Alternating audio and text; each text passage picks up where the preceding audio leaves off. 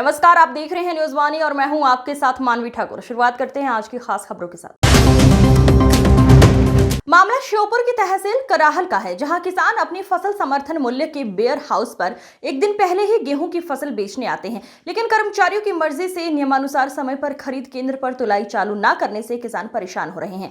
किसानों ने बताया एक दिन में केवल 50 ट्रॉली ही फसल खरीदी जाएगी, जबकि किसानों ने बताया एक दिन में लगभग 80 से 100 ट्रॉली आती है। अगर ये इस प्रकार से खरीदी करेंगे तो हमें अगले दिन का इंतजार करना पड़ेगा, इससे हमें बहुत परेशानी होगी और हम भाड़े के ट्रैक्टर लेकर आए हैं तो उनका भाड़ा भी 2 दिन का देना पड़ेगा। इस तरह हमें यहाँ फसल बेचने पर क्या फायदा होगा।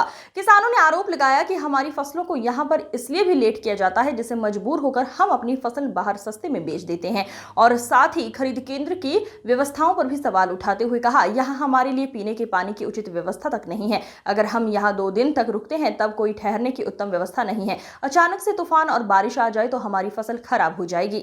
वहीं सोसाइटी मैनेजर गोपाल सिकरवार ने बताया, हमारे पास लेबर की कमी है और फसल जांचकर्ता भी नियमानुसार समय से लेट आते हैं। खरीद केंद्र पर 10:30 बजे आने का समय है, लेकिन वो 12 बजे के बाद आते हैं। इसकी शिकायत हमने अपने विभाग के अधिकारियों से भी कर दी है। क्या नाम है आपका? सुमंत कुमार जी। कहाँ से आए हैं? लहरोनी।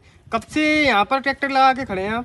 2-3 दिन लग रहे हैं साहब। 2 दिन से कम तो नंबर नहीं आ रहा और ट्रैक्टर खड़े हैं तो नंबर कब आएगा कोई पता नहीं। और अंदर ये समस्या है कि लेबर नहीं है और जो है अब तक कोई तोल नहीं हो रहा।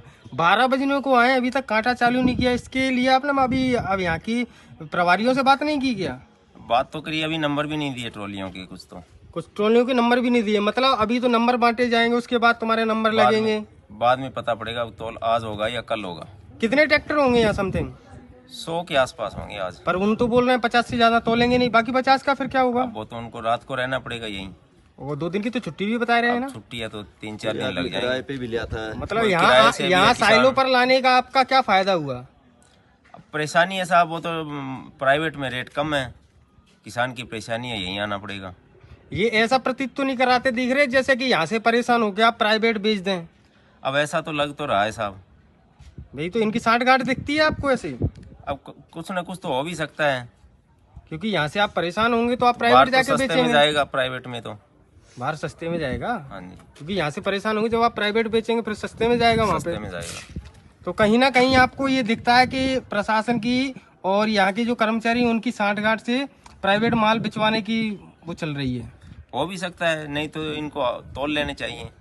अभी तक 12 बज चुके हैं, अभी तक 12 बज चुके हैं, नंबर भी नहीं दिए। और क्या क्या समस्या आ रही है आपको यहाँ? और पीने के पानी की भी समस्या है, खाने पीने की कोई सुविधा नहीं है, छाया की कोई सुविधा नहीं है। कोई आंधी तूफान आ जाए तो कोई ऐसे शेड की कोई व्यवस्था नहीं है।